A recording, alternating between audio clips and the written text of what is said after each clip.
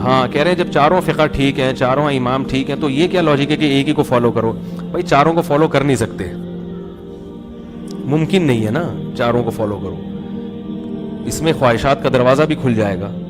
امام شافعی کے ہاں خون نکلنے سے وضو نہیں ٹوٹتا، امام ابو حنیفہ کے ہاں ٹوٹ جاتا ہے۔ اب آپ نے کیا کیا؟ آپ کا خون نکلا، آپ کہہ رہے ہو میں اس مسئلے میں امام شافعی کو فالو کر رہا ہوں۔ تھوڑی دیر میں آپ نے کسی بچی کو پیار کیا تو امام شافعی کہتے ہیں عورت کو ہاتھ لگانے سے وضو ٹوٹتا ہے، آپ کہتے ہیں اس مسئلے میں کس کو فالو کر رہا ہوں؟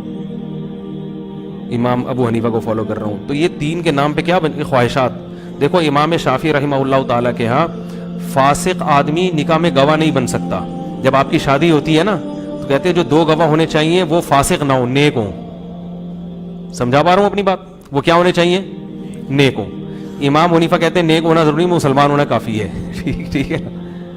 اب دو گواہ تھے، وہ نیک نہیں تھے، آپ نے نکاح کیا، امام حنیفہ کے ہاں آپ کا نکاح ہو گیا، بعد میں آپ نے 3 طلاقیں دے دیں۔ اب 3 طلاقیں دینے کے بعد آپ دوبارہ نکاح کرنا چاہ رہے ہیں تو چاروں ائمہ کے نزدیک اب اس عورت سے دوبارہ نکاح نہیں ہو سکتا۔ آپ کہہ رہے ہیں چونکہ امام شافعی کے مذہب کے مطابق تو میرا نکاح ہی نہیں ہوا تھا، جب نکاح ہی نہیں ہوا تو یہ طلاق بھی نہیں ہوئی، لہذا میں ان کے مذہب کے مطابق اب 2 عادل گواہوں کی روشنی میں دوبارہ نکاح کر رہا ہوں۔ تو پریکٹیکلی ایک چیز ممکن نہیں ہے، کہنا آسان ہے لیکن پریکٹیکلی ایسا ہوتا نہیں۔ ایک صاحب جھینگا کھاتے ہیں شوق سے، کہتے ہیں میں شافعی فقہ کو فالو کرتا ہوں، کیکڑے بھی کھاتے ہیں، جھینگے بھی کھاتے ہیں، ٹھیک ہے مکروہ ہے، ناپسندیدہ ہے، حرام نہیں، ایسے حرام نہیں ہے جیسے کتا اور خنزیر جیسے حرام ہے، اس طرح نہیں ہے، لیکن بہرحال ناپسندیدہ، میں نے کو کہا آپ نہ کھائیں۔ چلو جھینگا تو حضرت مفتی تقی صاحب کہہ رہے ہیں، کیکڑے کو تو وہ بھی جائز نہیں کہتے، نہ کھائیں آپ۔ تو وہ کہنے لگے کہ میں اس مسئلے میں امام شافعی کو فالو کرتا ہوں۔ میں نے کہا اچھا صدقہ فطر کے دن تو آپ پیسے دیتے ہو، گندم 2 کلو گندم کے 2.25 کلو گندم یا 2.25 کلو گندم کے آپ پیسے دیتے ہو، امام شافعی تو پیسے دینے کو جائز نہیں سمجھتے، وہ کہتے ہیں صدقہ فطر میں عین گندم دینی پڑے گی یا کھجور دینی پڑے گی 4.5 کلو، تو آپ صدقہ فطر میں یہاں پر کھجور کا تھیلا لا کے رکھا کریں یا گندم کا۔ کہتے ہیں یار اس مسئلے میں کس کو فالو کرتا ہوں؟ تو جہاں بات بنی ادھر لڑک گئے۔ اس لیے ائمہ نے دین کو تماشا اور کھیل بنانے سے منع کیا کہ بھائی جب چاروں برحق ہیں تو برکت اسی میں ہے، نفسانی خواہشات کا غلام بن جاتا ہے انسان، وہ اسی میں کہ ایک فقہ کو کیا کرو۔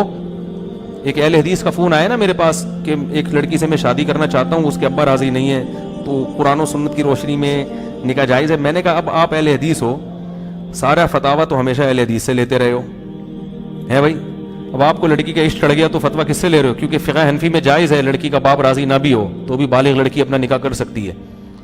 کہہ رہے نہیں میں کسی فقہ شقہ کو فالو قرآن حدیث کی روشنی میں بتائیں۔ تو میں نے کہا آپ اہل حدیث سے اب تک اس لیے پوچھتے رہے ہو کہ آپ کے خیال میں وہ قرآن حدیث سے بتاتے تھے اور آپ کے خیال میں اندھا مقلد تھا۔ اب اندھا مقلد آپ کو آپ کے خیال میں، حالانکہ میں اندھا مقلد نہیں ہوں، آپ کے خیال میں جو اندھا مقلد ہے وہ اب قرآن و حدیث کے حساب سے گائیڈ کرے گا آپ کو، اور جو وہ لوگ تھے وہ اندھے مقلد ہو گئے اب۔ تو میں نے اس کو نہیں بتا، میں نے کہا جاؤ ادھر ہی جا کے ان سے مسئلہ پوچھو۔ سمجھ میں آ رہی ہے بات؟ ہاں کچھ مسئلے اہل حدیث کے اجماع کے خلاف ہیں، وہ تو میں بتاتا رہتا ہوں، وہ بالکل اس میں آپ کسی کو، اس میں تو کسی ایک کو فالو بھی نہیں کیا جا رہا، اس میں اجماعی مسائل میں تو حنفی شافعی نہیں ہوتا، وہ تو یہ حنفی شافعی تو فروعی اختلافی مسائل میں انسان ایک کو فالو کرتا ہے، جو اجماعی مسائل ہیں اس میں تو 5 نمازیں ہم اس لیے تھوڑی پڑھتے ہیں کہ امام حنیفہ نے کہا ہے، امام حنیفہ کہیں نہ کہیں وہ تو پڑھنی پڑیں گی آپ کو، وہ اگر کہتے 4 ہیں تو امام حنیفہ نہ رہتے، وہ مجتہد ہی نہ رہتے۔ تو یہ وجہ ہے کہ ایک کو فالو کرنا چاہیے۔ سبحانک اللہ، جی دل سے دعا اللہ تعالیٰ شفا عطا فرمائے۔ سبحانک اللہم و بحمدک، نشہد ان لا الہ الا انت، نستغفرک و نتوب الیک۔